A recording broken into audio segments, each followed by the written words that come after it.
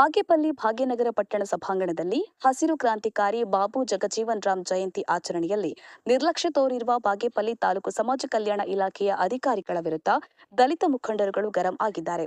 ಬಾಬು ಜಗಜೀವನ್ ರಾಮ್ ಅವರ ಭಾವಚಿತ್ರಕ್ಕೆ ಸಣ್ಣ ಹೂವಿನ ಮಾಲೆ ಬೇಕೋ ಬೇಡವೋ ಅನ್ನೋ ತರ ಹಾಕಿ ದಲಿತ ಮುಖಂಡರುಗಳಿಗೆ ಯಾವುದೇ ರೀತಿಯ ಸಂದೇಶ ಆಹ್ವಾನವನ್ನ ನೀಡದೆ ನಿರ್ಲಕ್ಷ್ಯ ಮಾಡಿದ್ದಾರೆ.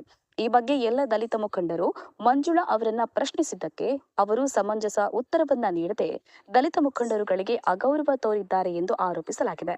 ಹೀಗಾಗಿ ಬಾಗೇಪಲ್ಲಿ ತಾಲೂಕು ಸಮಾಜ ಕಲ್ಯಾಣ ಇಲಾಖೆಯ ಅಧಿಕಾರಿಗಳನ್ನ ಈ ಕೂಡಲೇ ಅಮಾನತು ಮಾಡಬೇಕು, ಇಲ್ಲವಾದ್ರೆ ಎಲ್ಲಾ ದಲಿತ ಸಂಘಟನೆಗಳು ಸೇರಿ ಉಗ್ರವಾದ ಹೋರಾಟ ಮಾಡುವುದಾಗಿ ದಲಿತ ಮುಖಂಡರು ಎಚ್ಚರಿಸಿದ್ದಾರೆ.